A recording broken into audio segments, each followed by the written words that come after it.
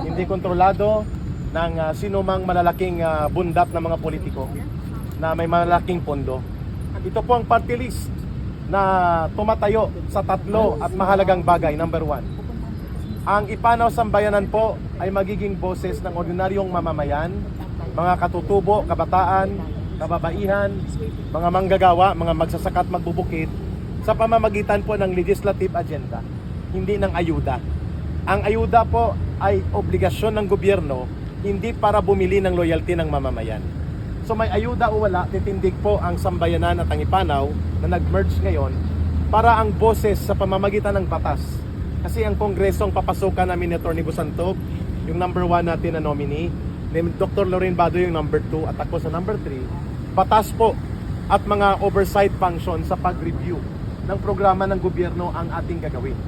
So, una sa lahat, multisectoral, pero ang sentro at puso nito ay ang mahigit 20 milyon na katutubo na hanggang ngayon walang tunay na representasyon sa gobyerno at lalo na sa kongreso. Ginagamit sila para sa pagmina ng mga ginto, tanso at mahalagang mineral, tagapagtaguyod ng bundok, ilog at kagubatan at mga kalikasan at patrimonya, pero sila ang pinakamahihirap, milyon-milyon sa kanila. Kaya kami nagsama-sama. At ginamit po namin yan nung ako'y nasa NPA. Ang kanilang kahirapan, niloloko namin sila, ginagamit namin ang galit nila sa lipunan at pamahalaan upang i-recruit instead na maging bahagi sa paglalakbay ng pagbabago at magtiwala na kayang mabuo ang mabuting pamamahala, ay ginamit namin sila. Ang mga anak nila at ang kanilang lugar, pinugara namin. Mabuti dumating ang isang presidente ng pangalan niya, Rodrigo Duterte. At binago niya ang konsepto ng pamahalaan na ginagamit lamang ang mga katutubo sa minahan, sa mga kagubatan, sa troso, sa mga mineralis, pero wala silang pakinabang sa lipunan at mamamayan sapagkat hindi sila naaabot ng totoong kalinga ng gobyerno. Yun po ang dahilan kung bakit tumalikod kami sa NPA, sa CPP at sa NDF. Kaya kami nagsama-sama. Pangalawang agenda ng Ipanaw Sambayanan ay sasama kami. Dito kami magkakaroon ng partnership sa Armed Forces of the Philippines, sa Philippine National Police para tapusin na ang iba't ibang pamamaraan ng pangguguyo, panloloko at pangwawasak ng CPP, NPA, NDF sa ating bayan.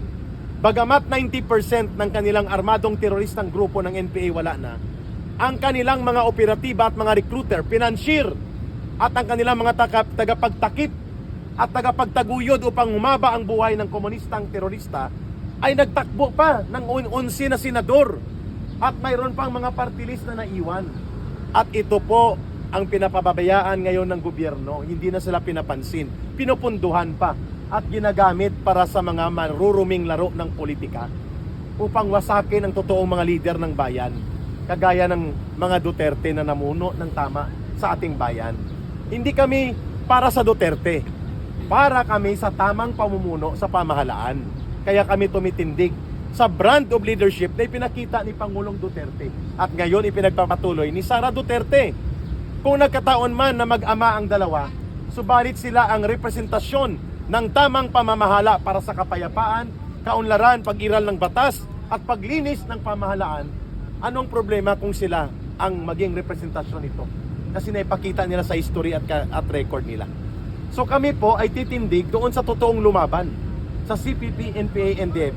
Ang ibig sabihin ba, may naiwan pang galamay ng terorista sa loob ng ating kongreso? Yes, 3 pa ngayon. At sila ay kumakamal ng limpak-limpak na milyones mula sa pondo ni Martin Romualdez at ng kanilang grupo upang mag-atake sa mga political enemies nila. Yun po ang hindi pwede kasi ang recruitment nila napabayaan muli at manunumbalik sila.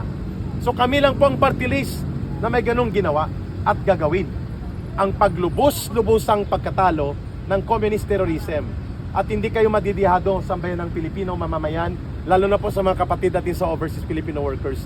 Kaya po namin yan panindigan ang sinasabi namin sapagkat before pa kami papasok sa party list at sa kongreso, sa Kaliman, ginagawa na namin sa loob ng mahabang panahon sa nakaraang gobyerno at ngayon ipinagpapatuloy namin kahit hindi ganon kalakas ang suporta sa amin ng kasalukuyang administrasyon.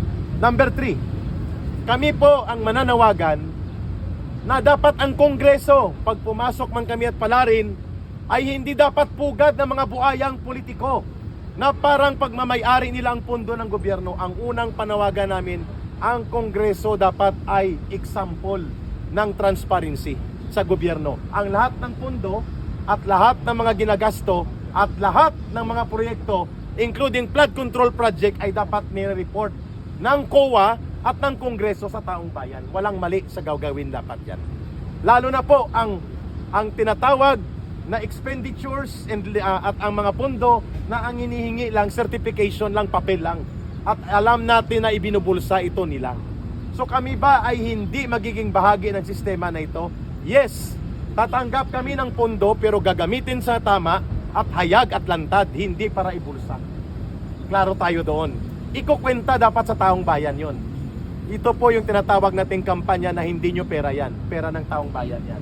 So kung may pondo man kami matatanggap sa loob ng Kongreso, lahat ng congressman at mga senador, magpapasa kami ng paninindigan, patakaran at resolusyon. Suportahan man nila o hindi na dapat ito i-report by the single centavo, hindi exempted ang Kongreso sa transparent audit and report ng financial, including ang proyekto na pinapakialaman ng mga kongresista, dapat inire-report sa taong bayan. Sana pupunta ang gastos nito. Hindi naaanod sa baha at bulsa na kanilang binubutas ang mga pondo natin. Ang panghuli, kami po ay tutulong sa Armed Forces of the Philippines, sa Philippine National Police, at sa ating mamamayan na paninindigan natin ang totoong pagsuporta sa rule of law. Ibig sabihin po, ang Kongreso ay hindi dapat ginagamit para sa mga tao nang alam lamang ay mag-contempt. Si Mr. Contempt, si Miss Contempt, at ginogorgor at kinakatay ang karapatan ng mga resource persons yan. Ang Kongreso dapat ay maging professional. Ito dapat ay sadlak at paninindigan sa pagtatanggol ng karapatan ng bawat mamamayan. Yun ang totoong oversight. Hindi po yung paggamit ng abuso sa kanilang order to contempt, ipakulong ang mga tao, bastusin, at kanilang tanggalan ng karapatan at naranasan namin ni Ma'am Lorraine Baduyan. And we believe Atty. Busantog is courageous and experienced enough to stand for that. Hindi po natin bibitawan ng oversight function ng Kongreso to investigate projects, to investigate programs of the executive and other agencies of government, pero hindi dapat ito abusuhin para magpakulong ng mga tao at labagin ang mga karapatan ng mga tao at gamitin ang Kongreso to weaponize Congress para gamitin sa political persecution and manipulation. Yun po ang aming gustong panindigan.